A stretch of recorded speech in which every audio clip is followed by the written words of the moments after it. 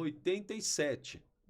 Devia ser o primeiro helicóptero da PM. Eu não sei exatamente quando criou o batalhão de aviação, mas helicóptero, cara. Naquela época, quem via helicóptero de perto? Porra, um moleque com 14 anos, 15 anos, olhar um helicóptero de perto. Aí chegar as rotonas, com os caras na janela, com o cano na mão. Cara, quando eu vi aquilo, eu falei, porra, É eu isso quero aí. ser uma... Meu, é isso que eu quero. Só que, como eu fui influenciado no cursinho pelo meu tio e tal, eu acabei começando no exército. Mas eu tinha aquela imagem dos caras cercando a casa da minha tia, saindo com o cara algemado, o helicóptero embaixo. Eu falava, olha essa ação, mano. Até porque o Brasil, pelo fato do Brasil não estar muito em guerra, ou nunca esteve em guerra praticamente, né? Pelo menos diretamente, nunca. Acho que, tirando a do Paraguai, né? A tropa fica mais em treinamento, fazendo missões humanitárias, né? E a molecada que tá querendo entrar quer ver acontecer, né, o que cara? tem hoje nas Forças Armadas não tinha na minha época, que são as ações, por exemplo, no Haiti, Né? as ações de GLO.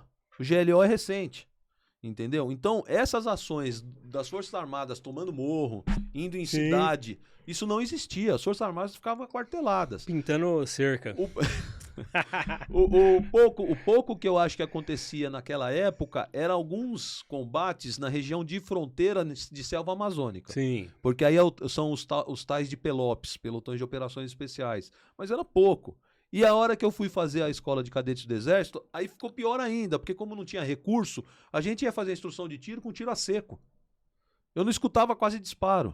Não tinha ação no curso de formação. Isso foi me dando uma brochada.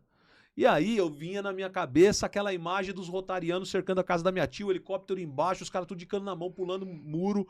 Aí eu falei, vou pra PM, cara, vou pra PM. Bom, quando eu me formei na Academia do Barro Branco, no último ano eu abri mão de ir pro regimento e falei, eu quero ir pra tático móvel. Eu quero ir pra um taticão, porque meu sonho é rota. Se eu ficar no regimento... O que é o regimento, pessoal? Então, o regimento é a cavalaria. Se eu ficar no regimento montado, eu acho que eu vou abrir mão de ir pra rota. Porque como é que funcionava a rota na minha época?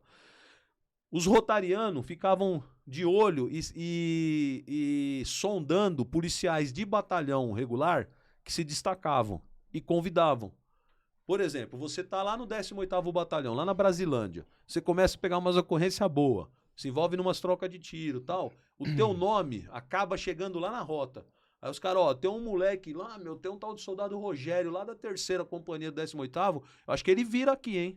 Esse moleque tem coragem, perfil, né? Tem coragem. Alguém vai chegar em você lá na Brasilândia, uma viatura, quando for patrulhar na área do 18, os caras vão, quem que é hoje? Ô Rogério, você não quer tentar estagiar com a gente lá? Você tem vontade de ir pra rota? Se você for, você estagiar, pode dar certo. Então, antigamente, era muito mais convite. Hoje em dia eu ia te falar, acho que mudou um pouco, né? Então, hoje tem duas formas. Às vezes, escola de formação no choque, o cara acaba ficando sem condição, ele vai durar pouco e vai sair. Policial de rota tem que ter um mínimo de perfil. Se engana quem acha que todo rotariano é bichão. Não é. Tem caras que ficam lá 30 anos sem ver uma ação. Tá cheio de gente lá que não corre quando a viatura para, ele faz a segurança da viatura, tem motorista que só pilota, ele não vai pra ação. Mas aí o pessoal não acaba, de repente, tirando ele? Não, porque assim, o que você espera de um motorista? No primeiro momento que só dirija, né? Mas pilote. Mas se ele for da rota, mas se ele for da rota, ele tem que descer e ajudar também. Mas né, cara? assim, lá cada um tem uma função. Alguns pilotos, eles têm mais sangue nos olhos, são mais apetitosos, é essa a palavra. Esse cara, como normalmente ele é bem mais antigo que o quarto homem, quando dá o estouro, ele já fala, você recruta, fica, que eu vou correr. E ele vai pra cima.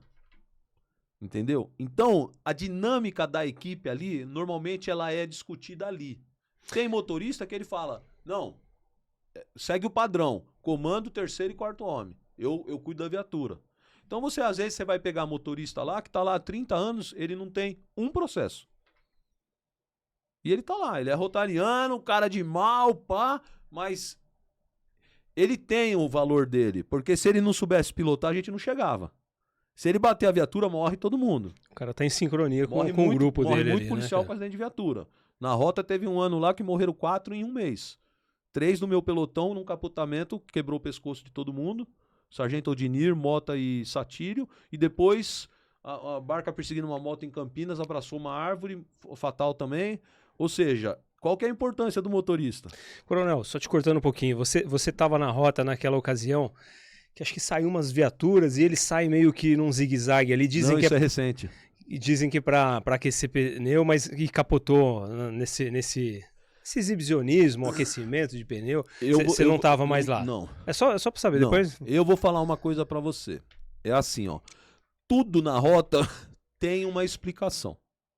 O problema é que vai mudando as gerações e as coisas vão, às vezes, tomando uma proporção maior do que deveria. E eu não gosto de criticar a postura de outros comandantes, porque cada comandante tem um perfil. Eu não fazia esse tipo de coisa quando eu comandava. Eu chegava pros caras, eu sempre tive muito medo de acidente de viatura, porque eu tive acidentes de viatura. Eu tenho um acidente de viatura meu na 9 de julho, que a viatura que eu tava partiu no meio. Então, eu sempre tive medo de morte em acidente de viatura.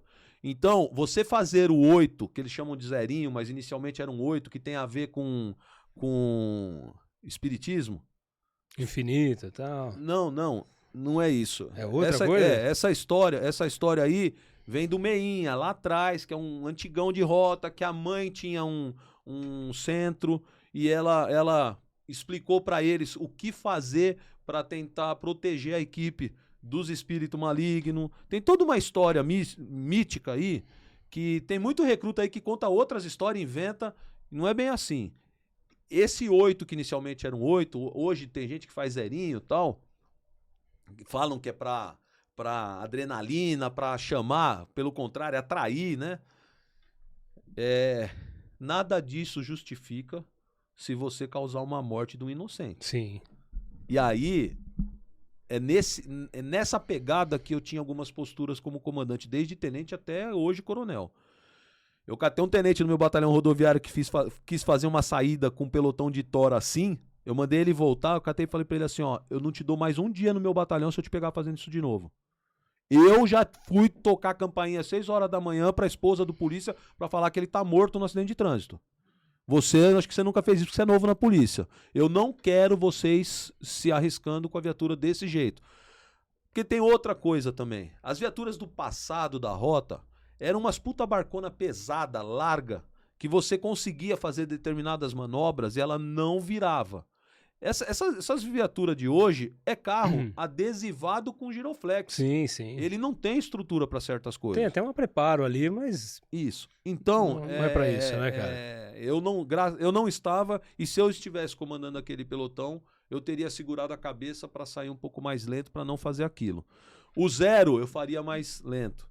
Nós temos casos lá na rota, cara, de em apresentação com autoridades em palanque, a viatura estilingar e capotar quase para cima das pessoas ali.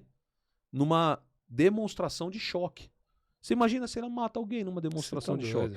Então, determinadas coisas, por mais que sejam da tradição, eu acho que tem que ter calma e saber fazer para não gerar algo pior.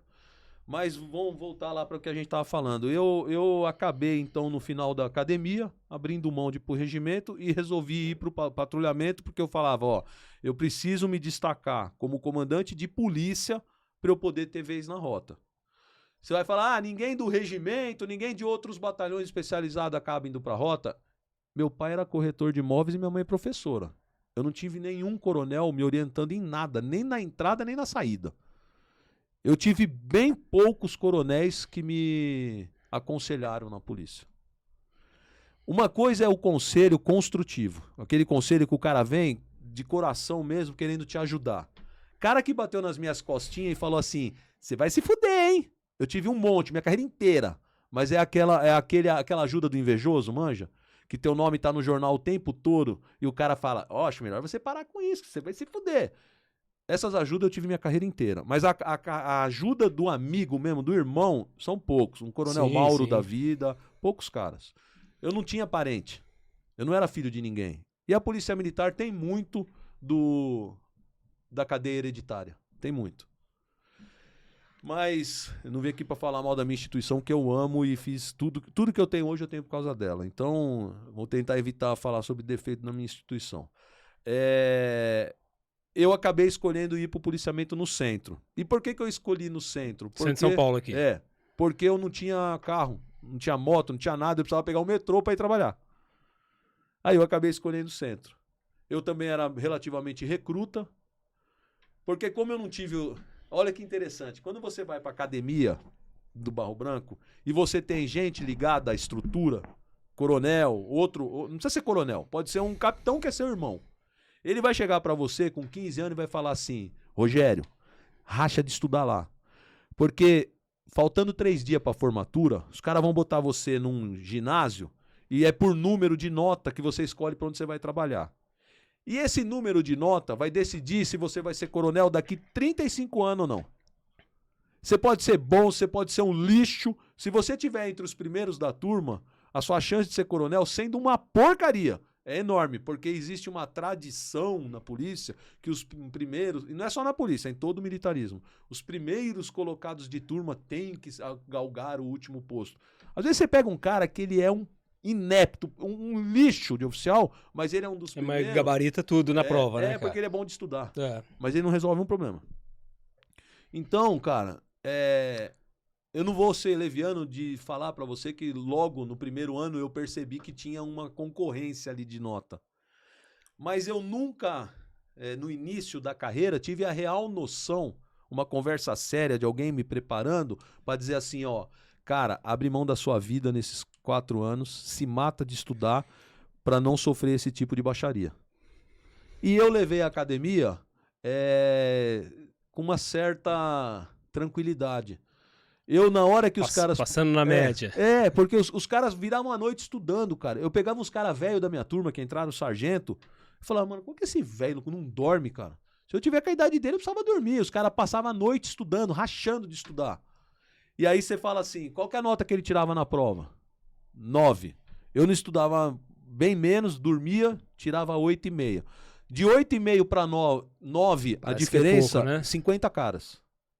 Milésimo da nota te derruba lá embaixo. Então, essa guerra...